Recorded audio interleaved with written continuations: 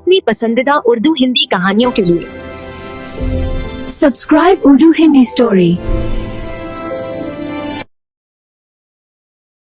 शहर की पुरशोर और तंग गलियों के दरमियान एक पुराना मकान था, जिसकी दीवारों पर वक्त की थकान तो थी मगर दरोदीवार से अपनायत की महक आती थी। इस घर में 4 बहन भाई रहते थे, दानिश, आमिर, ईमान और सादिया। इन चारों की दुनिया एक दूसरे के इर्द गिर्द घूमती थी। माँ बाप के इंतकाल के बाद दानिश ने बाप की जगह ली और आमिर ने उसका बाजू बनकर घर को संभाला। दानिश और आमिर की बाजार में एक छोटी सी कपड़ों की दुकान थी।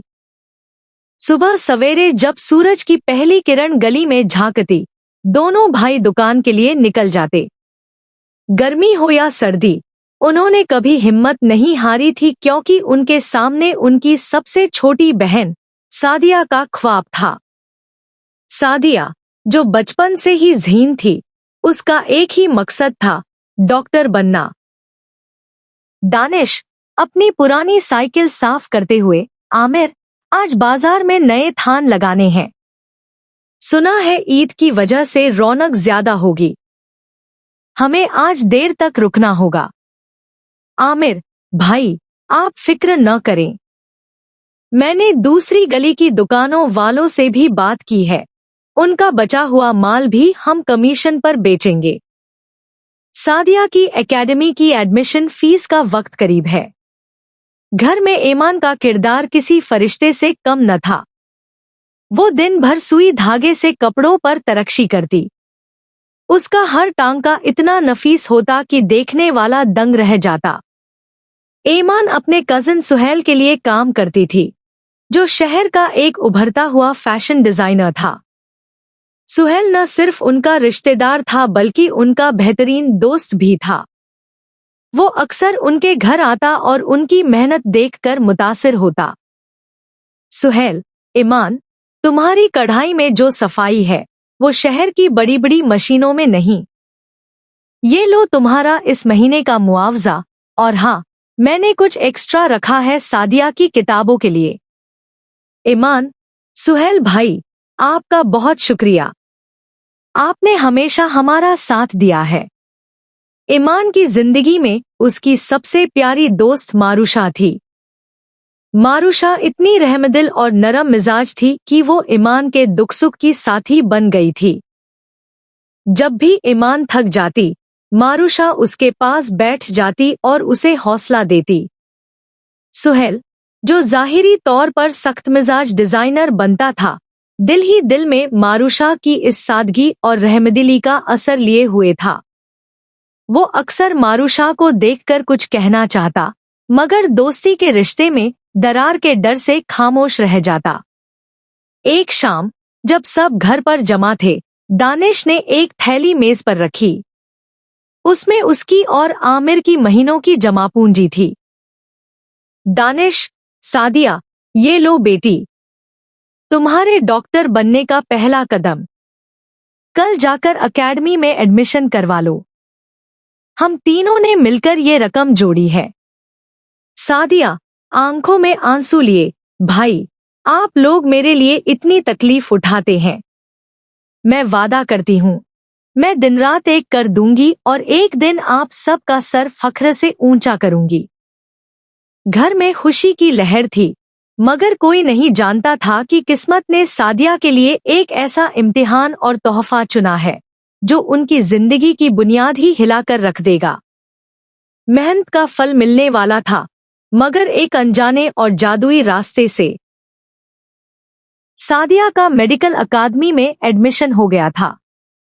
दानिश और आमिर ने दिन रात एक कर दिए थे ताकि अकादमी के खर्च पूरे हो सके। एक दिन दानिश ने घर आकर बताया कि उन्हें शहर से बाहर एक बड़े मेले में अपनी दुकान लगाने का मौका मिला है। हालांकि वो अपनी बहनों को अकेला नहीं छोड़ना चाहते थे, मगर सादिया की बढ़ती हुई फीस के लिए ये मौका जरूरी था। ईमान, हम 2 हफ्तों के लिए जा रहे हैं। मारूशा को कह देना कि वो तुम्हारे पास ही रुक जाए, दानिश ने सामान बांधते हुए कहा। अगली सुबह दोनों भाई शहर से रवाना हो गए। पीछे घर में ईमान, सादिया और मरुषा रह गए। मरुषा ने अपनी दोस्ती का हक अदा किया और अपना कुछ सामान लेकर उनके घर मुंतकिल हो गई ताकि लड़कियां अकेली ना हों। एक दोपहर, जब शहर की गर्मी अपने उरूज पर थी, सादिया अकादमी से वापस आ रही थी। गली के मोड़ पर उसने देखा कि एक बेहद ज़ीफ और नातवान बुढ़िया दीवार से टेक लगाए बैठी है। उसका चेहरा धूप से सुर्ख हो रहा था और होंठ प्यास से सूख चुके थे। लोग पास से गुजर रहे थे, मगर किसी ने उसकी तरफ तवज्जो न। सादिया करीब जाकर, अम्मा, आपकी तबीयत तो ठीक है, आप यहाँ धूप में क्यों बैठी हैं? बुढ़िया लरजती आवाज में, बेटी, थोड़ा पानी, बहुत प्यास लगी है। सादिया ने फौरन अपने बैग से ठंडी बोतल निकाली और बुढ़िया को पानी पिलाया। फिर अपना लंच बॉक्स निकालकर उसे खाना खिलाया। बुढ़िया ने जब खाना खा लिया तो उसकी आंखों में एक अजीब सी चमक आ गई। उसने अपने पुराने झोले से एक पुराना आबनूसी लकड़ी का बना हुआ कलम, पेन निकाला और सादिया की तरफ बढ़ाया। बुढ़िया, लोग मांगने आते हैं, तुमने बिन मांगे दिया है। ये कलम रखो बेटी, ये कोई आम कलम नहीं है। इससे जो लिखोगी वो सच हो जाएगा। मगर याद रखना, इसे सिर्फ तब इस्तेमाल करना जब नीयत साफ हो। सादिया हैरत से, अम्मा, ये आप क्या कह रही हैं? कलम से लिखा हुआ सच कैसे हो सकता है? बुढ़िया सिर्फ मुस्कुराई और देखते ही देखते गली के मोड़ पर ओझल हो गई। सादिया घर पहुंची तो उसका दिल जोर जोर से धड़क रहा था। उसने ईमान और मारुषा को सारी बात बताई। ईमान ने इसे सिर्फ एक वहम समझा, मगर मारुषा ने कहा, सादिया, आजमाने में क्या हर्ज है? सादिया ने डरते डरते एक कागज उठाया। उसका दिल चाह रहा था कि काश उसके भाई इस वक्त घर में होते। उसने लिखा, मैं इस वक्त अपने कमरे में नहीं, बल्कि अपने भाइयों के सामने शहर से बाहर मेले में हूं। अगले ही पल एक ठंडी हवा का झोंका चला और कमरे की दीवारें गायब हो गईं। सादिया, ईमान और मारुषा मेले के उस पुरशोर मैदान में खड़ी थी, जहां दानिश और आमिर हैरत से उन्हें देख रहे थे। आमिर घबराकर, ईमान, सादिया, तुम लोग यहाँ कैसे? अभी तो हमने तुम्हें घर छोड़ा था। सादिया कांपते हाथों से कलम दिखाते हुए, भाई, वो बुढ़िया सच कह रही थी। ये कलम, ये जादू करता है। दानिश ने जब ये देखा तो वो दंग रह गया। उन्हें समझ आ गया था कि उनकी गुर्बत के दिन खत्म होने को हैं, मगर उन्हें ये एहसास नहीं था कि जादू की कीमत हमेशा महंगी होती है। दानिश और आमिर, जो पहले इस जादू पर यकीन नहीं कर रहे थे, अब दंग रह गए थे। जब सादिया ने मेले के मैदान में खड़े होकर कलम से लिखा कि वे सब वापस अपने घर पहुंच जाएं, तो अगले ही पल वे अपने पुराने सहन में खड़े थे। अब उन्हें समझ आ गया था कि यह कोई मामूली चीज नहीं है। शुरू में उन्होंने कलम को सिर्फ अपनी जरूरतों के लिए इस्तेमाल किया। दानिश ने लिखा कि उनकी दुकान शहर की सबसे बड़ी मार्केट में तब्दील हो जाए, और अगली सुबह वे लोग एक शानदार शोरूम के मालिक थे। ईमान ने अपने लिए ऐसे रेशम और धागे मंगवाए जो दुनिया में कहीं नहीं मिलते थे। सादिया ने अपने लिए दुनिया की सबसे महंगी मेडिकल किताबें मंगवा ली। आमिर नए शोरूम की चमक देखते हुए, भाई, अब हमें धूप में खड़े होकर आवाजें लगाने की जरूरत नहीं। अब लोग खुद हमारे पास आएंगे। दानिश, हाँ आमिर, मेहनत के दिन खत्म हुए। अब हमें सिर्फ इस कलम की जरूरत है। लेकिन वक्त गुजरने के साथ उनकी नियत में तब्दीली आने लगी। सादिया का ध्यान पढ़ाई से हटकर नुमाइश पर चला गया। वो अब एकेडमी जाकर पढ़ने की बजाय जादुई कलम से अपना होमवर्क हल करने लगी थी। ईमान ने तरक्शी छोड़ दी थी क्योंकि कलम से लिखते ही तैयार लिबास सामने आ जाते थे। उनका पुराना घर अब एक महल बन चुका था, मगर उस महल में वो पहले जैसी हंसी और बातें गायब थीं। मरुषा, जो उनकी हर मुश्किल में साथ थी, अब उनके बदलते हुए रवैये देखकर परेशान रहने लगी थी। मरुषा, ईमान, तुमने पिछले 1 महीने से सुई हाथ में नहीं पकड़ी। क्या तुम भूल गई कि तुम्हारी तरक्शी में तुम्हारा दिल धड़कता था? ईमान, गफलत में, मरुषा, जब एक कलम से सब कुछ मिल सकता है, तो उंगलियां क्यों जख्मी करूं? तुम पुरानी बातें छोड़ो, देखो मैं तुम्हारे लिए क्या जेवर मंगवाए हैं। मरुषा, मुझे ये जेवर नहीं चाहिए, ईमान। मुझे मेरी पुरानी दोस्त चाहिए जो मेहनत पर फख्र करती थी। सुहेल भी उनके घर आता, मगर अब वो खुद को अजनबी महसूस करता था। डेनिश और आमिर अब उससे बिजनेस की बातें नहीं करते थे, बल्कि अपनी अमीरी की धौंस जमाते थे। सुहेल को मरुषा की खामोशी और उदासी साफ नजर आ रही थी, मगर वो खुद भी उनके बदलते मिजाज से डरता था। एक रात सादिया ने कलम से लिखा कि वो शहर की सबसे बड़ी डॉक्टर बन जाए बिना किसी इम्तिहान के, मगर इस बार कलम से स्याही, इंक, नहीं निकली।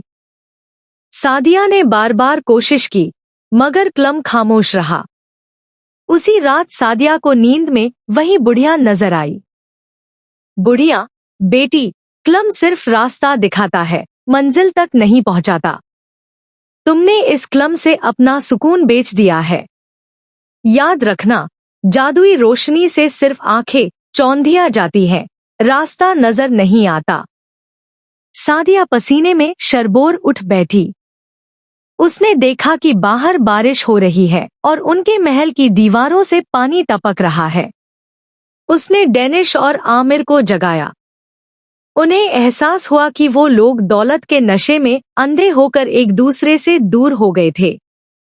उनकी दुकान पर ग्राहक तो थे, मगर उनकी दुआएं नहीं थी, क्योंकि अब वो लोग मगरूर हो चुके थे। डेनिश ने अपने बहन भाइयों का हाथ पकड़ा और कहा, हमने गलती कर दी। ये कलम हमें अमीर तो बना सकता है, मगर बेहतर इंसान नहीं। उस रात उन चारों ने मिलकर फैसला किया कि वो इस कलम का नया और सही इस्तेमाल करेंगे। सुबह होते ही पूरा घर बदल चुका था। महल की दीवारें गायब थी और वही पुराना, सुकून भरा छोटा मकान वापस आ गया था। दानिश, आमिर, ईमान और सादिया ने मिलकर फैसला किया था कि वे अपनी मेहनत की रोटी खाएंगे और इस जादुई कलम को सिर्फ और सिर्फ उन लोगों के लिए रखेंगे जो बेबस हैं। दानिश और आमिर वापस अपनी दुकान पर गए, मगर इस बार उनकी नीयत में लालच नहीं, खिदमत थी। ईमान ने सुई उठाई और फिर से कढ़ाई शुरू की। सादिया ने दोबारा अकादमी जाना शुरू किया, क्योंकि वह जानती थी कि कलम से मिलने वाली डिग्री उसे डॉक्टर तो बना सकती है, मगर शिफा सिर्फ इल्म और मेहनत से मिलती है। सादिया, कलम को संदूक में रखते हुए, भाई, आज से ये कलम हमारा गुजारा नहीं, बल्कि किसी का सहारा बनेगा। जब तक हम खुद मेहनत करेंगे, ये कलम हमारा साथ देगा। दानिश, बेशक सदिया, हमने दौलत देख ली, मगर सुकून हमारी इसी पुरानी मेहनत में है। इसी दौरान सुहेल और मरुषा की दोस्ती भी एक नए मोड़ पर थी। मरुषा ने जिस तरह बुरे वक्त में ईमान को सही रास्ता दिखाया था, उसने सुहेल के दिल में उसकी इज्जत और मोहब्बत और बढ़ा दी थी। एक शाम जब सब साथ बैठे थे, सुहेल ने हिम्मत इकट्ठी की। सुहेल, दानिश भाई, आमिर, मैंने हमेशा आप सबको अपना भाई समझा है। अगर आप इजाजत दें, तो मैं मरुषा का हाथ मांगना चाहता हूं। मैं कोई अमीर मालिक नहीं हूं, मगर मैं वादा करता हूं कि उसे हमेशा खुश रखूंगा। मारुषा शर्माते हुए नजरें झुका ली। ईमान खुशी से उछलकर, भाई, इससे बेहतर बात और क्या हो सकती है। मरुषा तो पहले ही इस घर की रूह है। दानिश और आमिर ने मुस्कुराते हुए हाँ कर दी।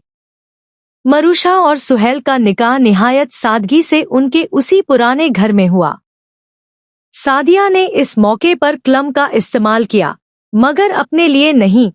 उसने लिखा कि शहर के तमाम यतीम बच्चों के लिए नए कपड़े और मिठाई का इंतजाम हो जाए।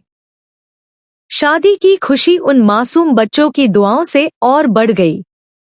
वक्त गुजरता गया। सादिया शहर की सबसे कामयाब डॉक्टर बन गई। वो दिन भर अस्पताल में मेहनत करती और रात को अगर कोई ऐसा मरीज आता जिसका इलाज नामुमकिन होता, तो वो चुपके से संदूक से वो जादुई कलम निकालती और मरीज की शिफा लिख देती। शहर में मशहूर हो गया कि डॉक्टर सादिया के हाथों में मसीहाई है। लोग जादू को नहीं जानते थे, वो सिर्फ उन चारों बहन भाइयों की नेकी और मेहनत को जानते थे। आमिर, दानिश भाई, देखें आज हमारी दुकान के बाहर कितनी भीड़ है, सब दुआएं देकर जाते हैं। दानिश, यही असली जादू है आमिर। कलम ने तो सिर्फ रास्ता दिखाया था, बरकत हमारी नियत और मरुषा जैसी नेक दिल बहू की दुआओं से आई है। चारों बहन भाई, मरुषा और सुहेल अब एक खुशहाल जिंदगी गुजार रहे थे। उन्होंने दुनिया को दिखा दिया कि जादू तभी काम करता है जब इंसान का अपना दिल साफ हो और उसके इरादे नेक हों। क्या आप अपनी वीडियो और पॉडकास्ट को प्रोफेशनल बनाना चाहते हैं? अगर आपकी वीडियो एडिटिंग कमजोर है या ऑडियो साफ नहीं है, तो ऑडियंस आकर्षित नहीं होती। हम प्रदान करते हैं प्रोफेशनल वीडियो एडिटिंग और podcast production service, YouTube video editing, podcast editing, reels या शॉर्ट्स एडिटिंग, साउंड इंप्रूवमेंट और colour grading, intro outro design, affordable कीमत प्लस तेज डिलीवरी। अभी हमसे फेसबुक पर राब्ता करें। सब्सक्राइब करना ना भूलना।